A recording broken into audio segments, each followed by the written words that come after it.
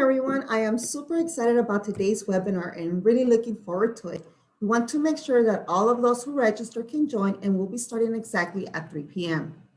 Buenas tardes a todos. Estoy súper emocionada por el seminario web del día de ahora. Iniciaremos en un momentito. Queremos permitir suficiente tiempo para que las personas que se están registrando puedan entrar. Iniciaremos exactamente a las 3 en punto. Gracias.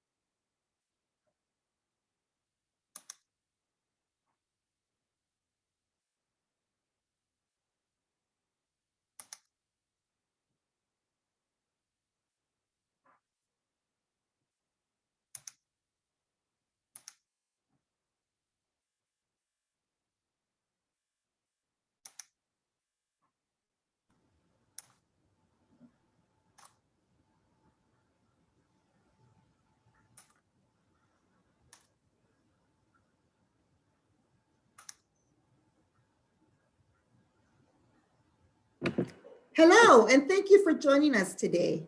I am Lindy Ruano, and I am with Eastern Sales of Southern California and the Disability Tribe Initiative. Today, we are excited to be sharing information about how to drive-through person-centered planning for alternative services during the COVID-19 pandemic. We are offering Spanish and ASL interpretation today. For those in need of Spanish interpretation, please click on the white globe at the bottom of the screen labeled Interpretation. Then click Spanish and you will have the choice to mute the original audio. You will then be able to hear Sandra Charkovich provide a live and simultaneous interpretation of the webinar. In the Spanish channel, if you select Mute Original Audio, you will only hear the interpreter. Otherwise, if you do not select Mute Original Audio, you will still be able to hear the English presenters in the background. Our ASL interpreter is Monica Nativo. She has been spotlighted so she can always be seen throughout the presentation. Depending on your device, this may mean that sometimes you cannot see the presenter. We do apologize for the inconvenience, but we want to make sure that this live meeting and recording can be accessible to everyone. This presentation will have closed captioning, which you can access using the button at the bottom of the screen. Next slide, please. A few things to note about Zoom before we get started. This meeting is being recorded to allow us to refer back to the discussion today and the input we receive. You can hear and see us, but we cannot hear and see you. Everyone has been automatically put on mute and your camera is not on. Chat is not activated for attendees. However, presenters will be sharing some information through the chat during the webinar. Poll questions will be provided throughout the webinar. They are anonymous, therefore we strongly encourage your participation and as you provide your input. For those of you on a phone or a device, you may not be able to use all the features we discussed. We will be providing other options for you to access materials or ask questions later in the webinar. Finally, at the end of today's webinar, we will be asking you to participate in our post-event survey. Once the webinar is over, a new window will pop open with a survey. Please provide your feedback so we can improve on future events. It is now my pleasure to introduce Amber Carey Navarrete, Director of Person-Centered Services at Eastern Sales of Southern California. Amber? Thank you so much, Lindy. Good afternoon, everyone. Thank you for joining us for this very important topic of person-centered planning. We have presenters here today to bring you their experiences, perspectives, tips, and tools that each of you can use to make sure that your person-centered journey did not stop just because of the pandemic. In fact, person-centered planning is more important now than ever. As we find ourselves in this time of creatively reinventing and remaking the way services are delivered, we need to ensure that each person using these services are also directing their plans. We will be starting off today with insights from advocates grounding us in just why this is so important, followed by specific tips and tools for making sure person-centered planning is used for alternative services. Then, how to make sure that person-centered principles and practices permeate every aspect of the provider organizations out there, not just at the programmatic level. Finally, we will end with some resources to support your continued journey of person-centered planning and practices. Next slide. I would like to introduce you to Elizabeth Grisby and Howard Mcgroom, two people whom I admire for their astounding passion for advocacy.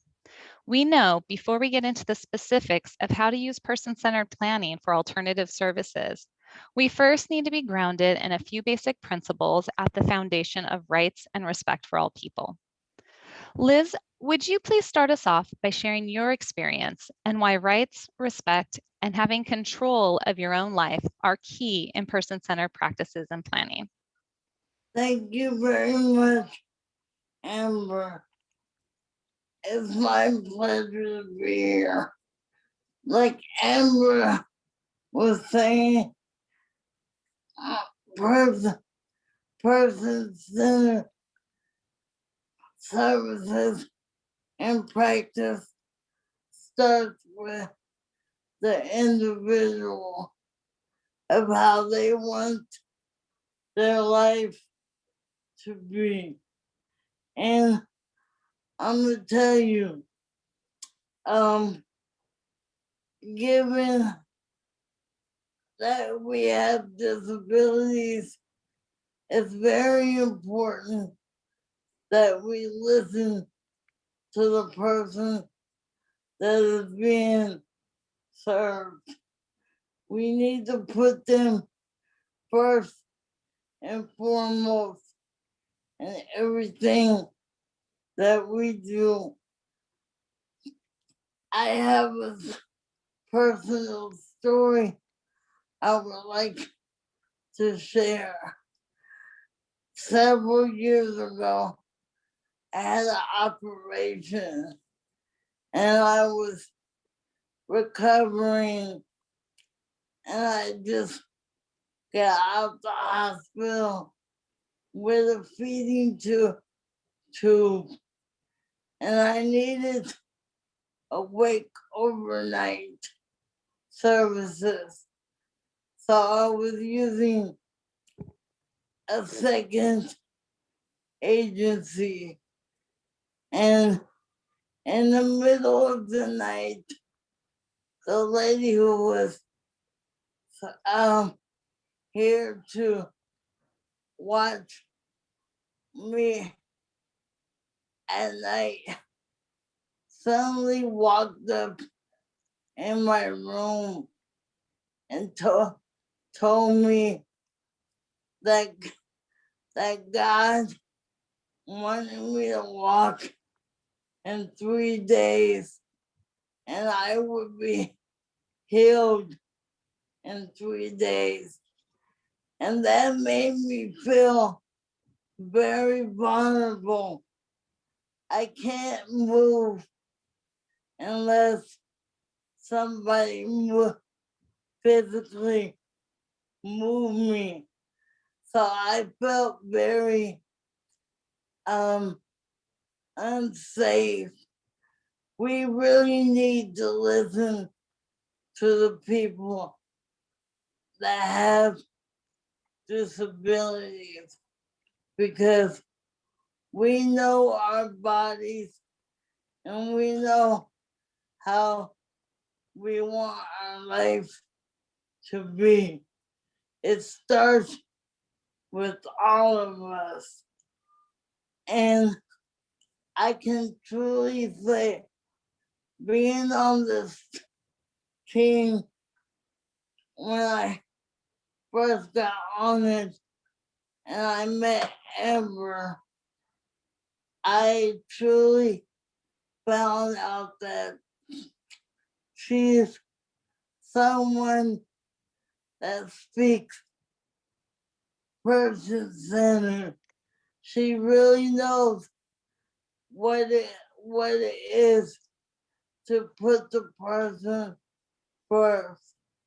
So if anybody should want to take their agency to the next level and really push person center, you should take a note from Amber because she lives it every day. So I just want to say, if you work with people with disabilities and you believe in us, then help us have the life we want and deserve. Thank you.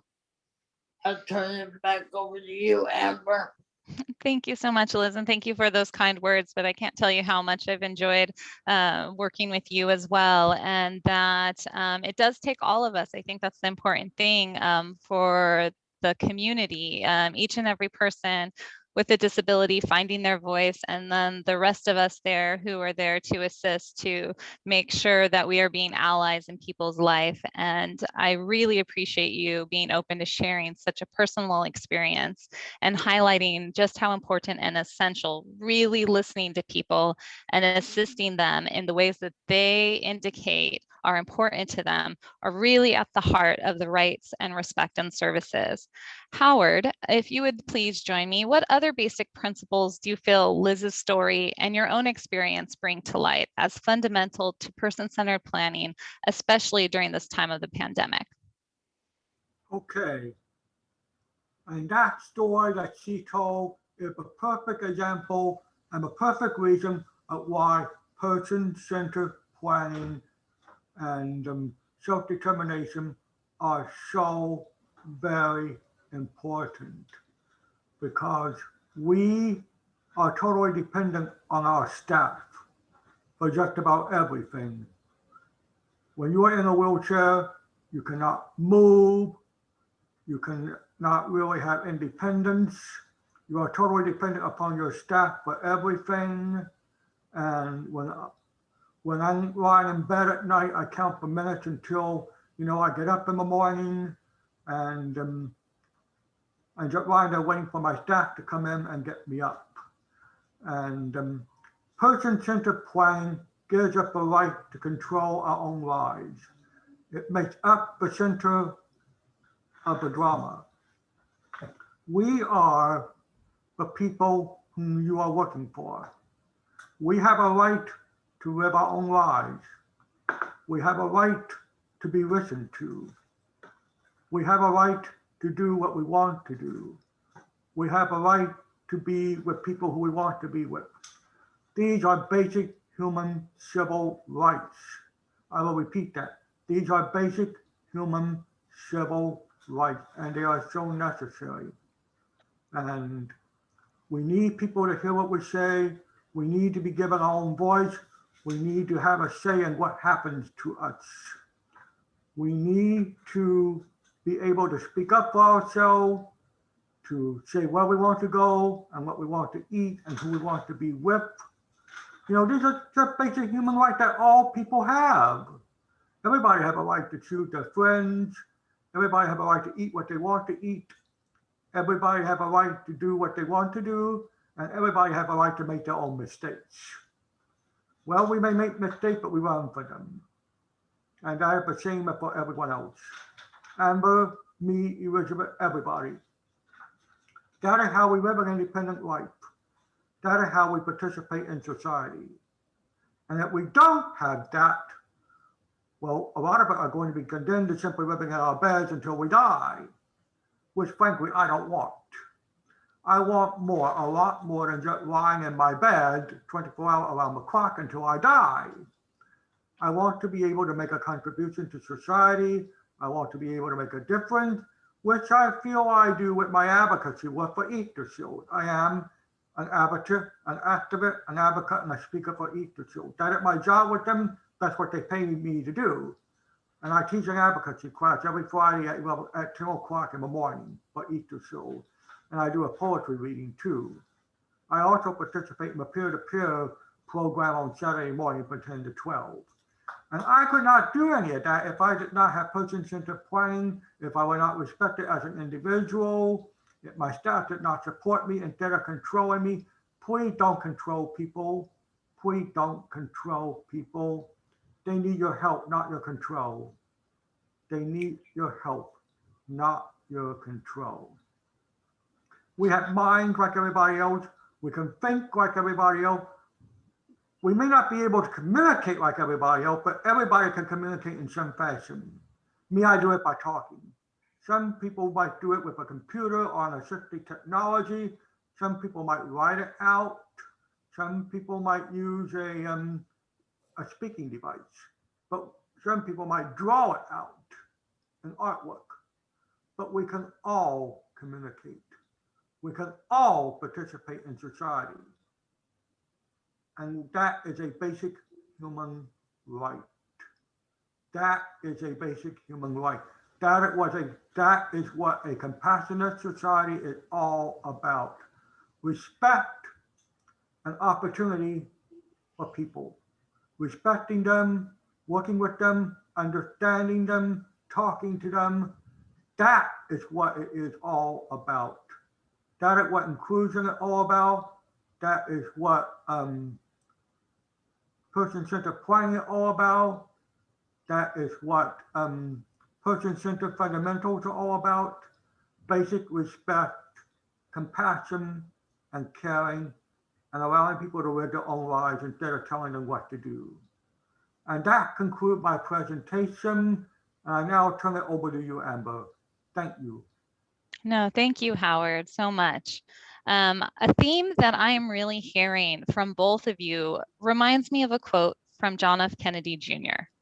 Quality is defined at the point of interaction between the staff member and the individual with a disability. I have heard from both of you how vulnerable you can feel when it comes to your relationships and interactions with support people. I think this brings us to a few core values all support people and organizations must share if they are going to be successful in supporting person-centered practices and planning. And like you said, Howard, it doesn't matter what a person's disability is or how they communicate. These values, principles, and practices apply to all people. Next slide, please. I would like to share a video that beautifully illustrates these values. I hope for many of you, these are a review, but for some, it may be new information, or at least a new way of looking at it. Please play the video.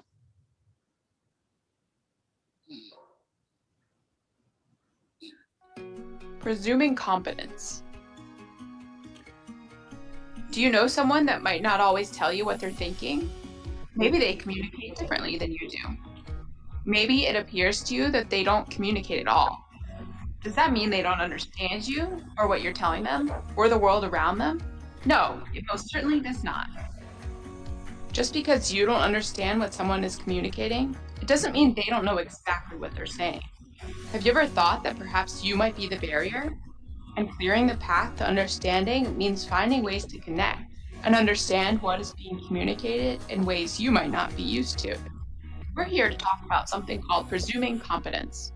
Presuming competence means believing people are capable and that they do understand you, even if they don't outwardly show you that they do. People who communicate in different ways might just need extra time to get their thoughts together and let people know what they want to say. We should always presume competence. If we do, what's the worst that could happen? Someone has respectfully been given an opportunity rather than being limited by what you assume they're capable of? Sounds great to me. Presuming competence can feel unnatural or perhaps even scary. It doesn't have to be though.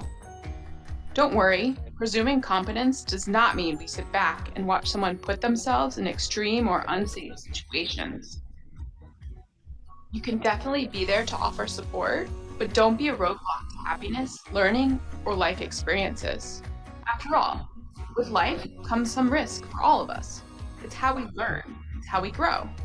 When you allow for dignity of risk, which by the way is the idea that self-determination and the right to take reasonable risks are essential for dignity and self-esteem, You are respecting someone's right to try and perhaps fail, all while giving them the space to learn and grow. Let me give you a few examples that might help put this thing called dignity of risk into perspective. What if you never got to be by yourself? What if others knew all your secrets, even the ones you didn't want anyone but your best friend to know? What if you were always told no? What if you were never trusted to carry or use a debit card? What if you never got to go on vacation? What if you had a dream that others told you would never come true? And what if you made a mistake and that one mistake took away all your future opportunities? When you assume people are not capable because you don't understand their communication, it frustrates people. You might find this is the easier road for you to travel, but it's certainly not the most respectful. This might just be your opportunity to learn and grow. So let's do it. Here are a few suggestions to help you get started. The language you use matters. Focus on strengths and skills. Don't box people into a classification or category or label. Limiting language can limit potential if people start to believe what you are telling them. Make sure you are telling them you believe in them. You should also always use age-appropriate language. Anything but is truly disrespectful. Stop and think. Does the way you label or stereotype someone impact your opinions? How someone looks, dresses, or moves does not tell you how they think and understand. When you believe someone can, you're giving them the green light to believe in themselves. Be creative. Maybe one way doesn't make sense to a person, but another could be more easily understood. Don't forget, we all learn differently. Some by reading, some by observing, and others by doing. And be okay with being wrong, because we all are sometimes. Want to know one of the best ways to empower people to live the life they dream of? A life of full and meaningful and rich experiences? Give people back control. Ask them what they want. Offer suggestions and choices. Above all else, put people in the driver's seat of their own life. In the end, what's most exciting is that presuming competence allows for possibilities. It gives people their dreams and tells them they can dream even bigger. Self-worth grows, and so does confidence. Goals are met, and new goals are imagined. The world opens up, and possibilities become limitless. Be someone's cheerleader, not their life limiter. Always presume competence. This video was made by the IDD MLTSS work group. To find more resources like this, visit our website, c-q-l.org/MLTSS.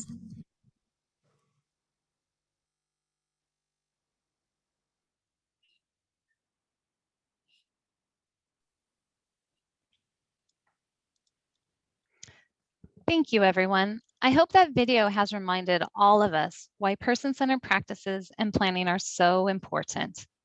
And that starting as children, it is important for people to make choices, make mistakes, to learn and grow through a life rich with experiences, risks, emotions, and all the ups and downs of being human.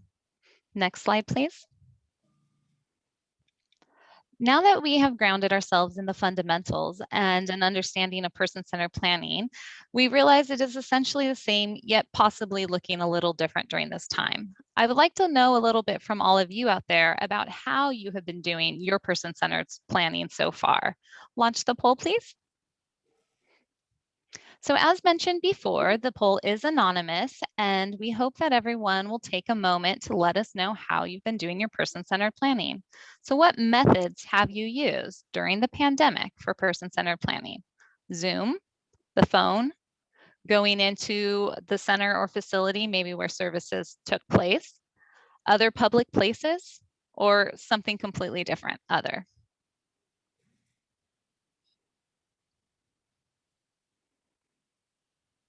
It's nice seeing here that there has been a variety of ways that people have already been doing person-centered planning.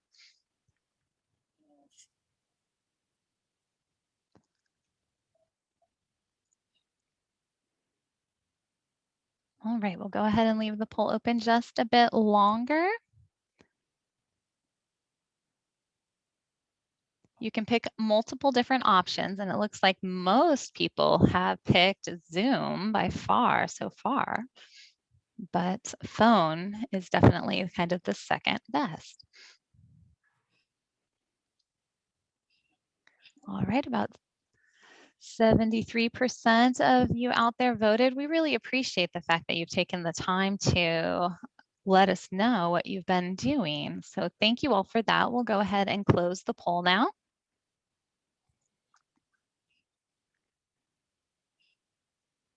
And everyone there should be able to see the results. So 94% of those who responded all have used Zoom at one point or another for person-centered planning, followed 70% using the phone, some people at a center or facility, public places, and even some other. That makes me very curious. We'll have to continue that conversation. All right. So thank you, everybody. Next slide. Great. So I'd like to now welcome the next presenters from the ARC of San Francisco, who will share tips and tools that they have been using for person-centered planning both before and since the pandemic. Next slide. I would like to hand it over to Erin Lyons, Service Manager for the ARC SF, along with others from her team, to bring you this information that you will then be able to take and share with your organization or those that provide you service. Thank you so much, Erin, for being here. Thank you, Amber. It's really an honor to be here. I really appreciate everyone's time today. Hello, I am Erin Lyons, and I am a manager at the ARC of San Francisco in our Enrichment Services Department. Just in case anyone needs an audible descriptor, I am a Caucasian woman with dark blonde hair and a ponytail. I'm wearing a black and white polka dot shirt, and I'm at home sitting in front of a bookshelf. Person-centered planning is at the core of the work that we do at the ARC, and during the pandemic, we've had to be really nimble in how we adapt our work to ensure that we're providing quality services. We've had to adjust how we set and measure goals, client schedules, and strategies of support. Today, I just want to go over a few tools we use in person-centered planning and how we've adapted our services over the last year. Next slide, I want to first go over an acronym that we use to help guide us with working in our participants. This is kind of a philosophical framework that helps ensure that we're aligned to our values as an agency, and we call it PAMO, P-A-M-O. Is the goal positive? Is it achievable? Is it measurable? And is it observable? Positive supports lead to positive outcomes. We never want to be coming from a position of negativity or authority when helping our participants create goals. We're merely a partner in their progress. Our job's not to tell people what to do with their lives. It's about supporting individuals in their own decision-making and their own goal achievement. After positive, we have achievable. And for all of us, I imagine, we want to ensure that our goals are achievable. When your means and access are limited to remote learnings and supports, it really is time to get creative. What was once achievable may be temporarily out of reach, so the last year has given us a chance to discover new ways to define achievement. Now, I really want to be clear on this next point. A goal being measurable is not about our measurement of a participant's achievements towards said goal, but it's instead a way for us to track how well we are providing services to our clients. Since we have no concrete products to deliver, it's vital that we find measurements to gauge how well we are supporting the people in our programs. Measurability helps keep us accountable. And finally, observable. Observable proved to be the greatest challenge we had to adjust to since so many of our participants and staff were stuck at homes for months on end. So how do we connect and observe in new ways? This moved beyond Zoom and in many ways goes back to basics. Phone calls, pen pals, activity packets are just a few alternative ways we found to connect with our folks, and more on that to come. So that framework of PAMO gives us some structure as we now moved into our person-centered planning tools. So on this slide, I want to briefly touch on the 5 exercises we use before I hand it off to my colleague Claire, who will walk us through one of the tools. First up, we have Circle of Support. Also known as the relationship map, this is a key planning tool that allows us to learn more about a participant's social network and to identify who is important to that person and who can help support that person in their goals. These include family, friends, acquaintances, or members of the exchange circle. Those are people who are in our lives because they're paid to be. And during the pandemic, the Circle of Support has been used to tell us who we can partner with if a person needs a hand logging onto Zoom or mastering new technology. Next up, we have Good Day, Bad Day. So what kind of events or interactions make a good day for you? Maybe it's a bright sunny day surrounded by tons of people with a big band playing fun, loud music. But this exact same scenario might be a really bad day for someone else. Likewise with Zoom. Some people really thrive on the hyper-connectedness of being on Zoom all the time. And to some, this would be the absolute last way they want to spend their day. Good day, bad day questions help us learn more about a person in order to help them have more good days and fewer bad ones. Next up, we have 4+1. 4+1 questions is a tool to ask the questions, what have we tried? What have we learned and what are we pleased about and concerned about from what we tried? Plus, what do we want to do next? It's really good for annual reviews or project management. And it's also been a really important tool that can help us refine the services or technology that a person would benefit most from receiving going forward. Second to last up, we've got the communication chart. This is a great way to learn more about individuals with non-traditional communication styles.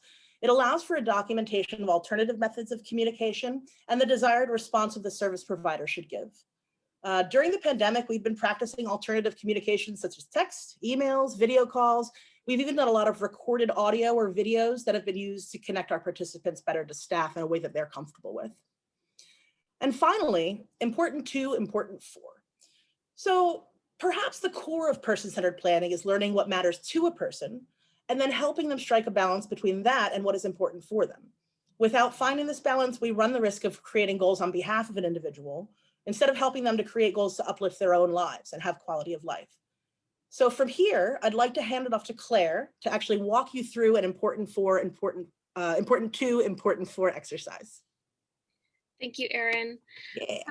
Hi, folks. My name is Claire Zager. I'm a direct support professional and art instructor at the ARC of San Francisco. I'm going to be heading a little bit more in depth into the person-centered goal planning process. Goal planning has adapted since the pandemic has disrupted regular outreach programming, mainly in terms of being able to take full advantage of the technology that is available to our clients outside of the studio. I have clients who utilize Instagram as a portfolio for their work, receiving feedback from the community on demand. I have clients creating beautiful digital artwork on their personal tablet devices with a stylus and a rich imagination. And I have 2 clients, Ashley and Jennifer, who are here today, whose goals revolve around the newer platform of TikTok, where they can develop, shoot, edit, and post original photos to share with the world. While it's fantastic that our clients have these new opportunities to continue making art during these challenging times, let me talk a little bit more about the goal planning process. At ArcSF, we use a worksheet called Important 2, Important 4. As you can see on your screen, the form is split in half into 2 lists. One, the Important 2 list. This gives clients an opportunity to share with us what is most important to them in their lives. So common responses we see are independence, health, creative expression, friendship, or to be a working artist. So now that we have a foundation of what is important to the client, we can move over to the Important 4 section. And this section draws from the list we already have to determine what the client needs for the cultivation and achievement of their eventual goals. For example, if creative expression is important to them, we know that they need a creative outlet. So we tailor this creative outlet to the individual, and now we tailor it to the possibilities outside of our outreach studio that might even be more accessible. In Ashley's case, we would state that it's important for Ashley's creative expression to have a TikTok account and access to the app on her phone. Her official goal ended up being that Ashley will upload 1 video to TikTok per week, utilizing props, costumes, and/or makeup. Once we have the Important 2, Important 4 worksheet filled out, along with a few other fun worksheets and general brainstorming with the client, we can begin to write out the official goals. The exciting thing about our program being fully digital on Zoom right now is that my clients have a rich, exciting pool of accessible, tech-friendly goals to pick from that might not have occurred to them before, since they don't currently have access to the studio space. Jennifer and Ashley get to work on their filmmaking skills using their phones right from their living rooms. They get to be creative on their own time, even outside of outreach classes and open studio, and the whole world gets to see and love their work. And isn't that the ultimate goal? So from here, we'll transition from slides to Q&A to have a quick discussion. All right, I am very happy to introduce 2 wonderful outreach artists and my personal clients, Jennifer Villator and Ashley Chiamenti. So Jenny, What are your new goals? Okay, writing a song to make a video. So I'm hearing that your goals are to write songs and to make videos. Is that correct? Yes.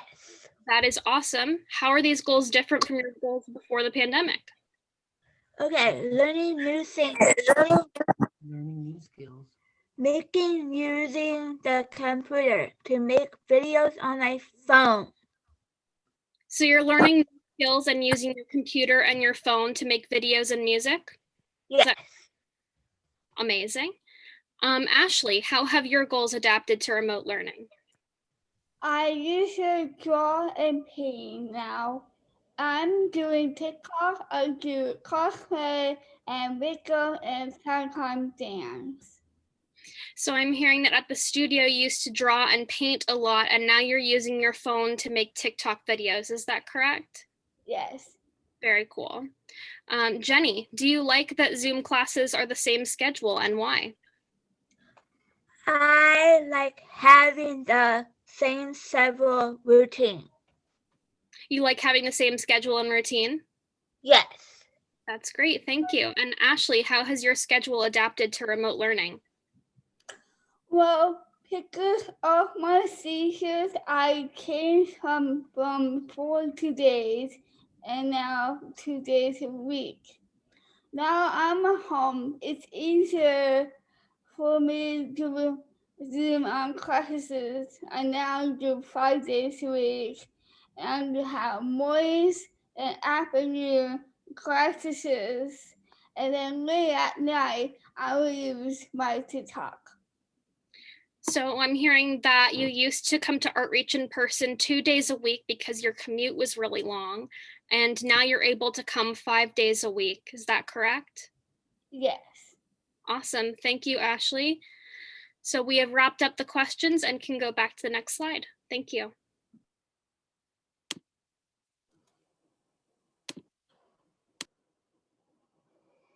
All right. So, hi everyone, this is Erin here again. I just want to thank you so much, Claire, and thank you, Jenny and Ashley. I really enjoyed hearing about how you can make these unique schedules work for you now during the pandemic. As we all well know, the people that we work with are a diverse bunch. Many folks did not have access to smartphones, laptops, or Wi-Fi when the pandemic first separated us. And we at the ARC, we've worked hard with our regional center and our circles of support to help participants obtain tech equipment and training, including the creation of a lending library of donated tablets for both clients and staff. But there are still a few folks who do not have access to these technologies or who prefer not to use them. So what do we do when Zoom's not an option? In what ways have we adapted our services from the old in-building model? So as I mentioned before, we first went back to the good old-fashioned phone call. We'll see this on the top left of your screen. Our staff check in with our clients on an agreed upon schedule, sometimes weekly, sometimes daily, and sometimes multiple times a day. We also then set up a group conference line, also known as a party line, and that runs Monday through Saturday. And that's a place where our folks can call in and chat with staff or other program participants. We called it the friendship line, and it's attended by over 70 unique participants each month. We have hours listed in English, Spanish, Cantonese, and Russian to give a variety of language options. And staff host the hours in their own unique ways, from playing Name That Tune to placing advocacy calls to their local politicians. It's really impressive how our staff just brings their own creative offerings to the tables there. Down on the bottom left, you'll see in-person services. So we've also done one-on-one in-person services, pandemic protocol allowing. These take place for about an hour or two each week, outdoors in the community, using social distance and PPE, of course. And they've really allowed for services to be given to a select number of participants who benefit most from in-person supports. And those participants are really enjoying their one-on-one interactions. We have had, for example, individuals that didn't really like to speak up too much in group settings. They're just quieter individuals. And they've been a lot more comfortable having conversations with their staff while sitting together outside at a park one-on-one than they ever would have had in a large group in our building. So this individualized focus has given us an opportunity to increase our understanding of a person's wants and needs, likes and dislikes, and to build deeper quality relationships. On the top right, we have snail mail. So our participants have been reliving the excitement of receiving postcards and letters in the mail again. Remember how good that used to feel? Our Outreach program has mailed art supplies and fun crafty items to over 40 people at home multiple times during this last year. And then they gather online to do art projects together in our open studio or in another one of our many art classes that we have online. In the Enrichment Services Department, where I work, we send themed activity packets to over 150 individuals each month. To help them get these packages to the participants, we actually partnered with SF Paratransit, who hand deliver nearly 100 packages directly to our participants every month. And on the bottom, online alternatives, bottom right. So online, we also ramped up our presence on social media. Of course, as you heard, many of our participants have quite surpassed us in that arena, going far beyond Facebook and Twitter to create content on TikTok, Instagram, YouTube, and in podcasts. At this point, we're just trying to keep up. So one early digital win, though, we had was the creation of the Hub. The Hub is our online learning platform that lets people explore fun things to do on the web, from virtual museum tours to online puzzles and games. It's also the access point to about 50 unique classes to the ARC SF, and even a number of classes from our friends at City College San Francisco. One Hub class I just want to shout out real quick is our Client Advocacy Committee.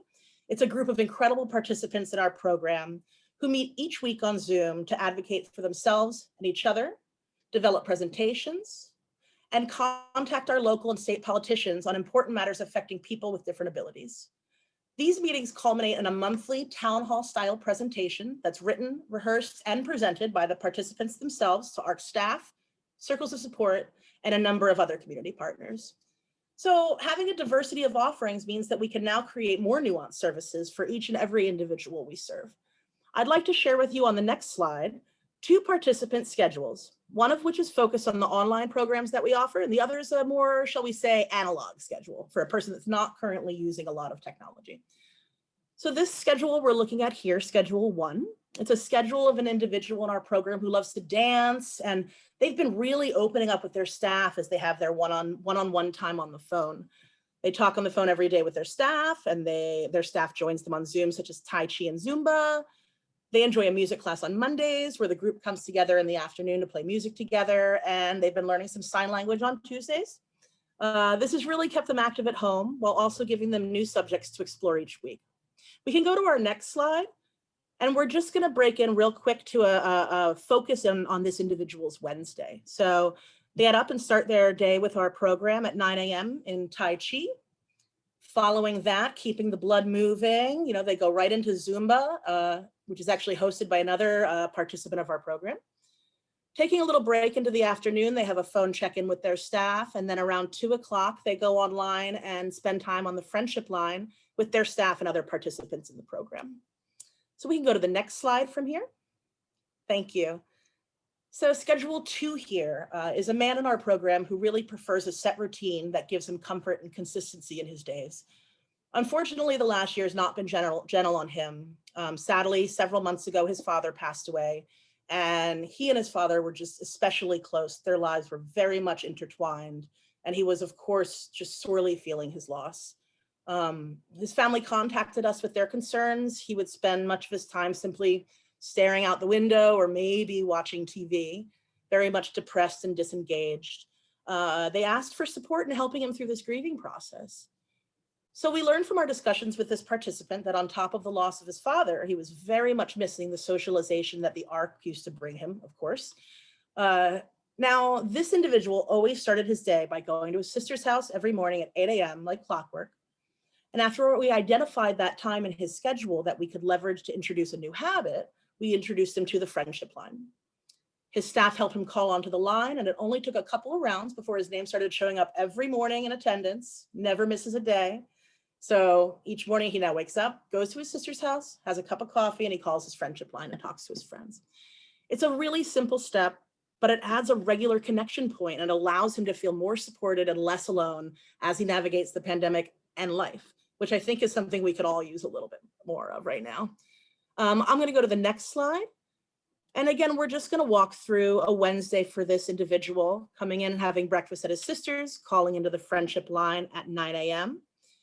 After that, he checks in with his DSP and his direct service professional, his staff member that he's working with. And then that staff member comes over and has a walk with him in the afternoon, leading into some well-deserved television time after that. So the friendship line is just a great way for people to be able to call in. It runs from 9 to 5 p.m. and from Saturdays from 4 to 6. And it gives people just a way to have either unstructured conversation with their peers or sometimes some structured stuff. Like I said, there's people that are doing games and stuff like that on there. And I'm sure we can get into more about that if there's any other questions about that in the future. So I'm going to go to the next slide. I just wanted to wrap this up with just one of my favorite stories of the year. And this just happened last week.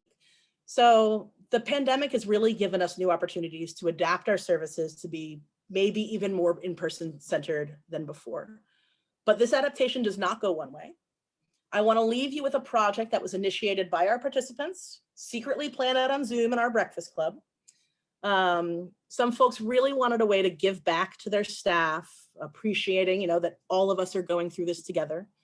And they collaborated with each other to create dozens of bright paper flowers and a message of thanks that they then mailed to the ARC in so many boxes, quietly working with a staff member to have an installation set up in our physical office space. So the image you see here was then emailed to all of our staff members along with a link to about a dozen videos on Facebook Watch. This is Facebook's online video space, by the way. I just learned this. The videos were recorded and uploaded by our participants themselves, all saying thank you to the staff in their own way. And it was just tear-jerking gorgeous. So the combination of a physical art installation and an online digital giant thank you card really serves as a wonderful example of new ways of interacting with the pandemic, in the pandemic. And it's a reminder of why we do what we do, how it truly impacts the lives of both participants and our staff every single day. So I want to thank you all very, very much for your time today, and I will hand it back to Amber for the next portion of the webinar. Thank you so much, Erin, and thank you to the entire team at the ARC San Francisco. So many great tools, so many great ideas, and really showing that, that fundamental choice, and that it's not going to look the same for every person. And if we're creative and we're flexible, we can find ways to really still serve people, and maybe, like you said, even in more person-centered ways than we were able to do prior to the pandemic. So I look forward to seeing some of you at this Friday's Lunch and Learn to hear more about your approach and these great tools that you use for person-centered planning. We will be giving everybody more information about that later in this webinar. So keep the great questions coming and know that you will have multiple different opportunities to engage with these presenters in this way. Next slide, please. So I have the pleasure of introducing Tierra del Sol Foundation next. They not only use person-centered planning in their alternative services, but have found ways to really integrate person-centered practices into all aspects of their organization. And these practices apply and remain consistent, pandemic or not. Next slide. I would like to introduce you to Karina Tovar, Learning and Development Program Manager, and Jesse Siciliano, Orientation Facilitator from Tierra del Sol Foundation, to share with us more about their person-centered planning and practices. Thank you so much, Amber, for that introduction. And hello, everyone. It's really good to be able to be here with you amongst so many great presenters from different organizations and to be able to speak with you about person-centered services during our COVID times. Next slide, please. Thank you. So at the beginning of the Safer at Home orders, I don't think that any of us could really expect the transformation that we were about to experience in terms of the way that we were providing services. We were really forced into an online learning environment, and we had to quickly figure out what that meant for the people receiving services from us. I will say, I think early on, we were trying to figure out how we can fit our in-person style of providing services into a remote learning environment.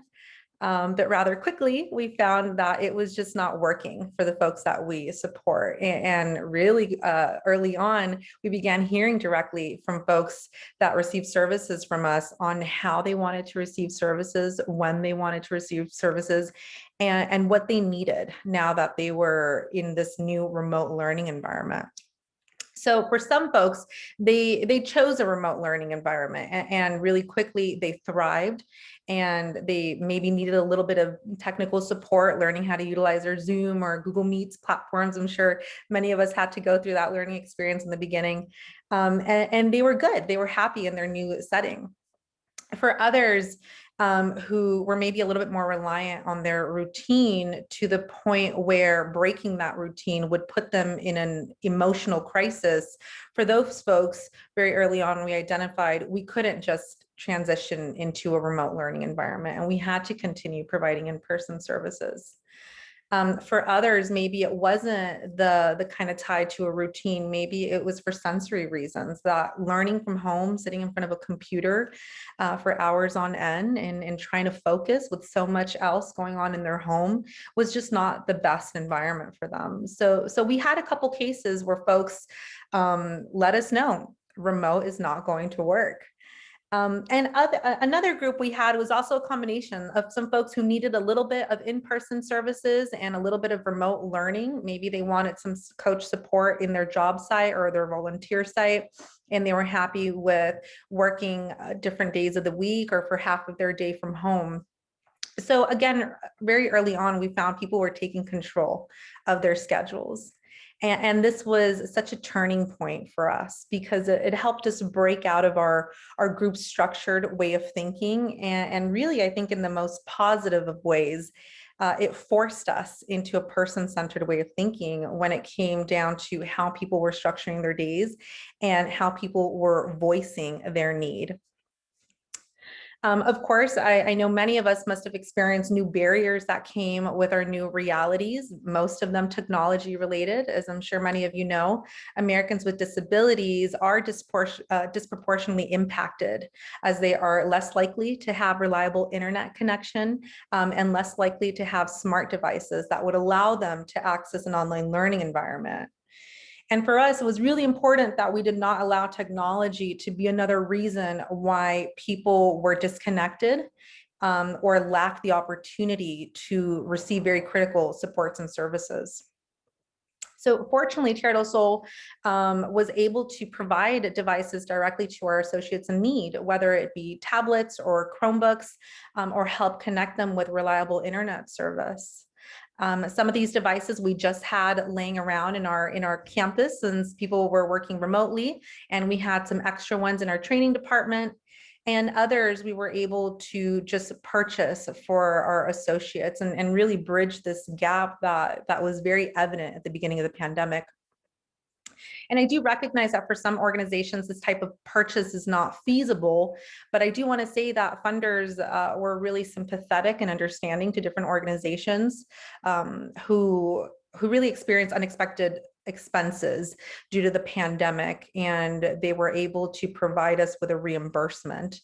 I know that's an atypical situation, as most funders don't like to reimburse expenses that were made without their input. But as I said, funders were really understanding during this time, and our marketing and communications team really focused on those grant writings. But like I said earlier, this is really when things started to change for us, and we were starting to see people take control, people voice what they needed from us. And it was really important for us to listen and kind of stop that early attempt to want to fit our in-person model into our new realities. Next slide, please. Thank you. So that was a little bit about an overview of our current 3 service models. So we're providing full in-person supports, full remote supports, and a combination of both, where someone can receive in-person and remote services depending on their preference and their schedule. But what I'm really excited to share with you guys today are some of our remote classes being offered through our e-learning calendar. And this focuses more so on folks either receiving remote or a combination of services, or in person. They can utilize this platform with staff assistance. So here you see a little excerpt of what a day can look like through our e-learning calendar. We provide various different classes under topics like arts, career exploration, communication, fitness, special interests, which is kind of our catch-all category for topics that don't really fit in the other ones outlined, and personal development. And these classes really provide an opportunity for associates to tailor their day scheduled based around their unique interests and needs, and really choose classes that fit what they're looking for. These classes are, the topics for these classes are being provided to us directly from the people that we support. So one of the cool things that we have is an ongoing open Google Doc where folks can just jump in and fill out topics that they want to see more of in the e-learning calendar. So they can write down whether it be fitness related classes, art related courses, and they can let us know what timeframes they're interested in seeing more. So let's say maybe someone says we really want to see more fitness classes in the evening and not so much in the morning. We can then identify a need and find how we can fill that need for our folks. These classes are currently being led internally by our staff members, by family members, and by partners like Union Bank, for example, is currently teaching some classes on our e-learning calendar and some different savings and baking advice, which is really wonderful to see that continued volunteer partnership with them. But I think most powerfully, our classes are also being led directly by our associates. So the folks who are receiving services from us are not just contributing to the topic pool and providing ideas for content, but they're also jumping in and they're leading courses on, again, a variety of different topics: ASL, public speaking, cooking courses. I've learned some yummy recipes directly from our folks and seen wonderful videos of their final product. And it's really such a wonderful thing to see. People are finding their voice and blossoming in a way that we've never seen before in strictly in-person services. And I think on any given day for us, we might see 40 or 50 classes being offered at different time frames, ranging anywhere from maybe 7 in the morning to later in the evening, 5, 6, even weekend courses to, again, allow people that variability to really schedule their classes based around their needs, their home life, their availability to have access to their computers. And just in February alone, we've seen that on Zoom, so not including like Google Meets or other FaceTimes ways of communicating, we have had a total of 3,174 meetings, which is just amazing for me to think about, because at the beginning of the pandemic, when we started our e-learning calendar, I remember being so excited when I saw like 4 or 5 different classes on the calendar. So to see this variety now, it's just every single time it reminds me how our folks are showing up to the table and how they're willing to contribute and provide a platform for folks to learn. And I think that's what I see when I see the e-learning calendar. I don't just see kind of a catalog of different classes, but I see different passions that are being shared and taught and providing an opportunity for this communal feeling. I see different skills that are being learned and just really different opportunities for folks to continue to participate in. And really the most exciting thing about all of this is the person-centered way that folks are deciding what they want to learn, how they want to learn it, and when they're learning it. So it's just really empowering to see it as a self-directed way for folks to choose their schedules and receive their services. Next slide, thank you very much. So I told you a little bit about the way that we are providing services. Now I want to visit a little bit how we kind of started and changed this conversation internally with our staff members, because it was really important for us to have a visual representation of how we were supporting folks, how we were placing people at the center of their services.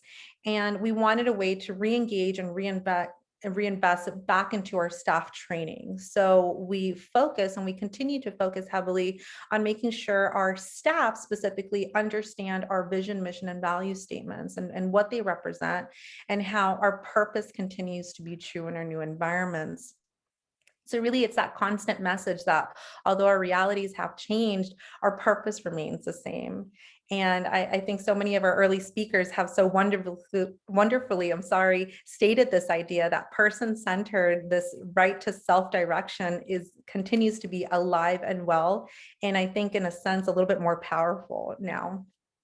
So it was really important for our staff members to understand this idea. So we focused our trainings around this. Next slide, please. Thank you.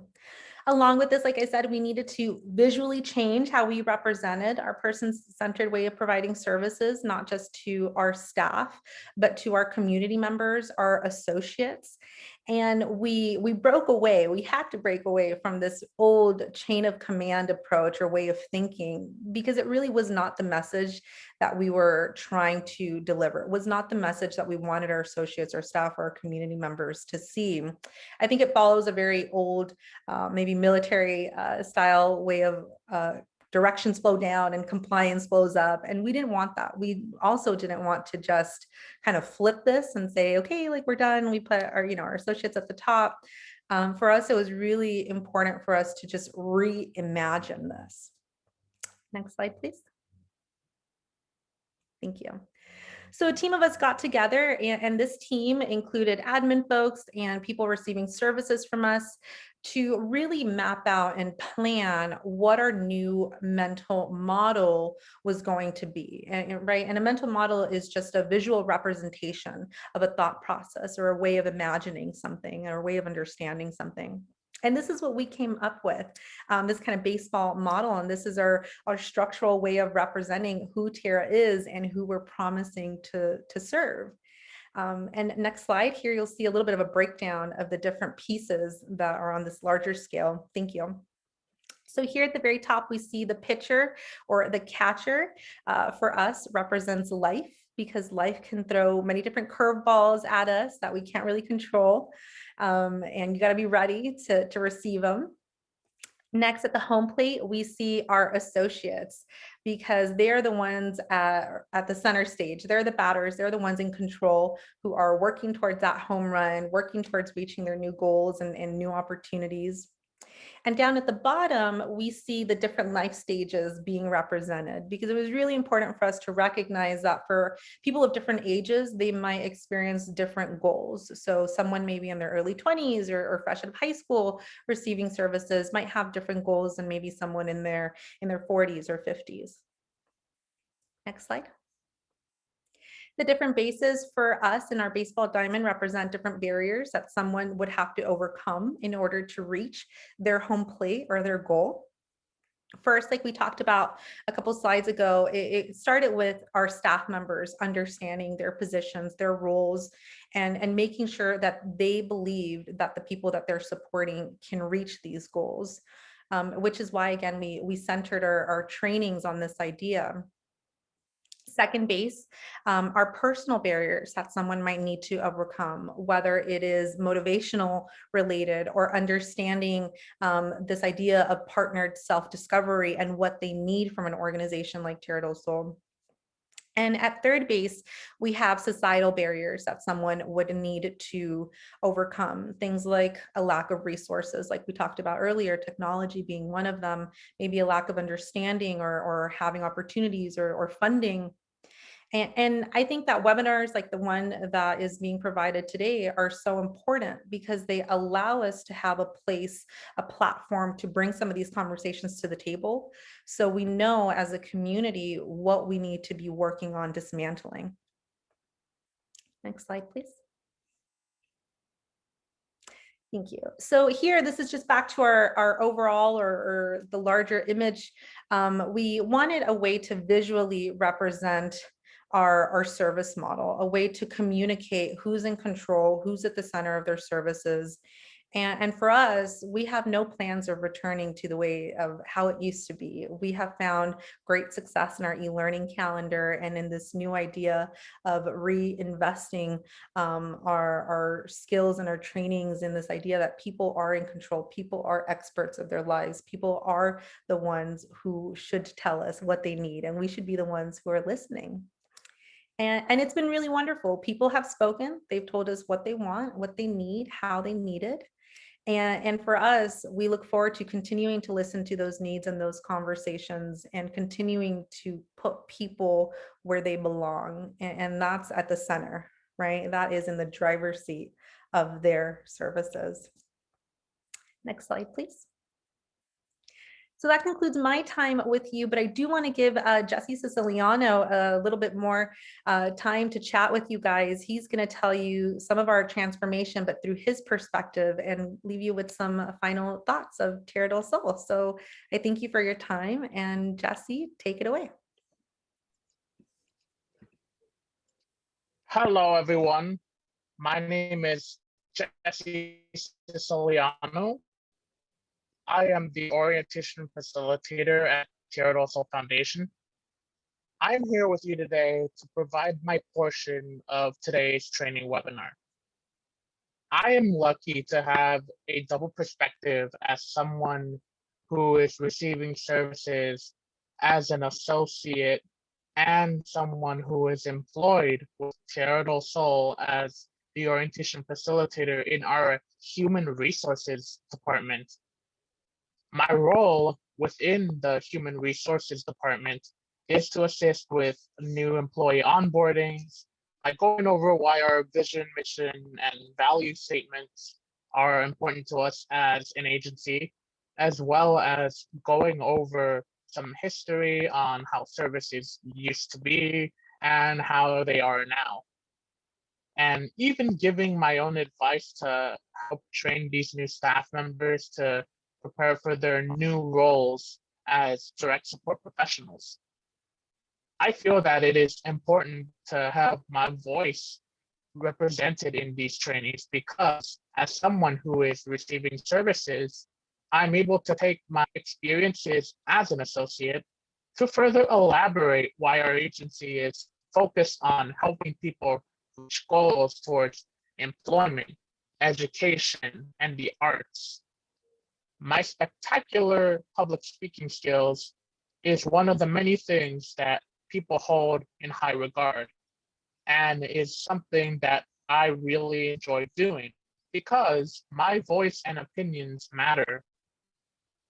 So during our onboarding trainings for new staff, instead of just having people hear about working with someone with a disability, they are able to learn directly from someone who is currently receiving services. This can help connect a face to the service that they'll be providing and makes it much more real.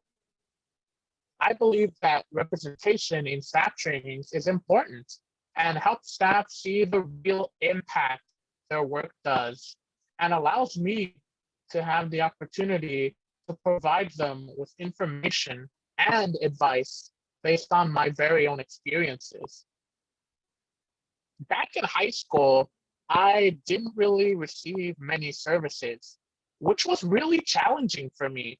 And it really impacted me in a very negative way, which also led me to not have as many opportunities, more support and resources.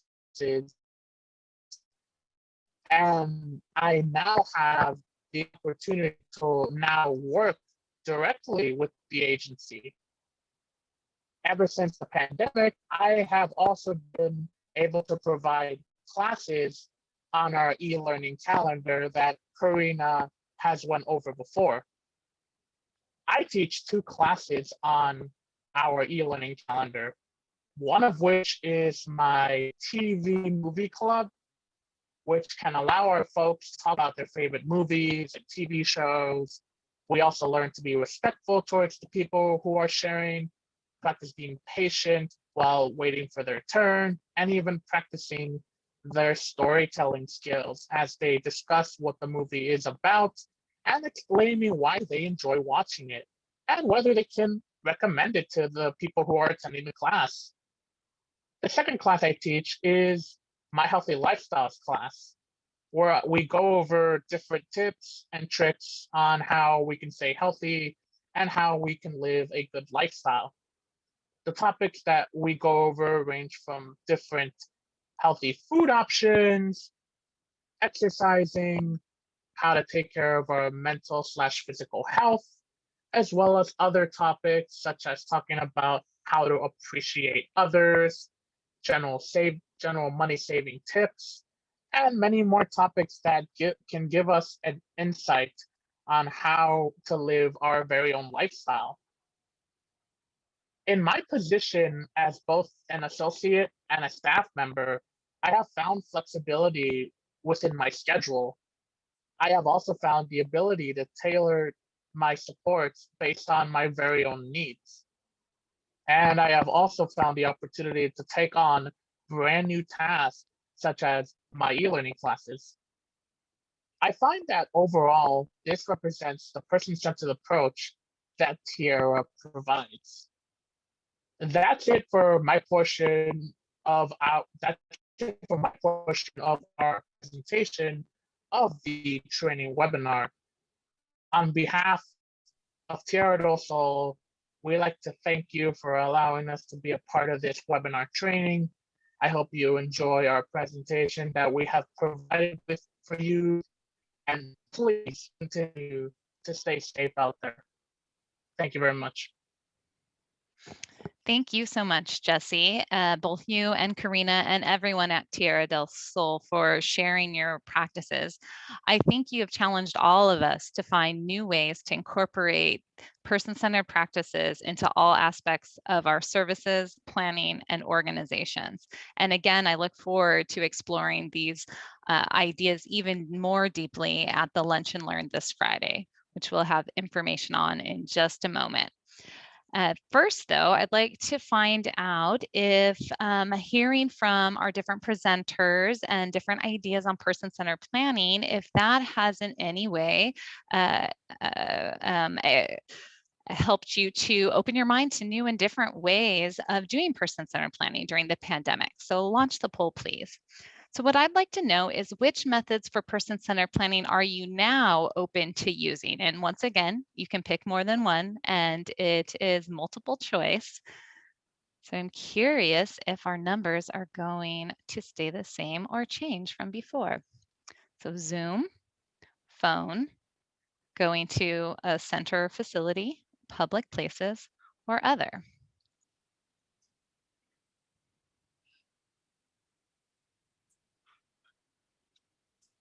All right, looks like we have about 50% of the votes in, so we will give a few more moments here.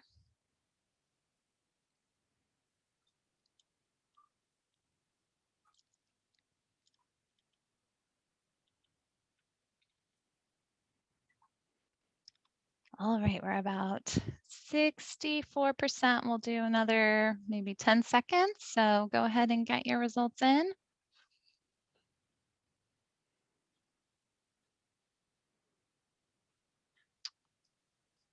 All right, so let's go ahead and close our poll and we'll post those results. So as you can see here, Zoom is still the most popular, but I do see now that public places and going to the center are definitely much higher than they were in our previous polls. So I'm glad that this presentation has opened your minds to new and different ways to do planning, because if we really truly want to have person-centered services, it starts with that planning process, and we need to be open and flexible and creative through every step. So thank you for that. Next slide. So in the following slides, you'll find many resources to support your person-centered journey, whether you're in the early stages of it or just fine-tuning. I will not go into detail about each of these resources, but you will be able to find this link both in the chat of today's webinar, and they'll also be posted on the Disability Thrive Initiative website. So please go ahead and scroll through the next few slides.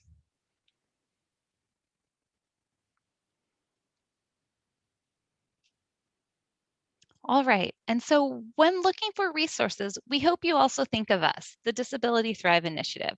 We are here for you to help with all aspects of alternative services, whether person-centered planning or another area. You can attend the Lunch and Learn this Friday to participate in Q&A with some of our presenters, that's question and answer, and to brainstorm and collaborate with others in this community. You can register at lunchandlearn.disabilitythriveinitiative.org. You can also access the ever-growing resource library, sign up for our updates, events, and webinars, as well as request technical assistance and consultation, all through our website at disabilitythriveinitiative.org. Next slide. And please don't miss our next webinar. It's in just 2 weeks here, empowering people with disabilities to make informed life decisions. It will take place on Wednesday, March 10th from 3 to 4:15 p.m. It is about thriving during the pandemic by balancing risks and priorities. As health and safety measures continue to change, Californians with developmental disabilities have decisions to make about their healthcare and the supports they need to live their best lives.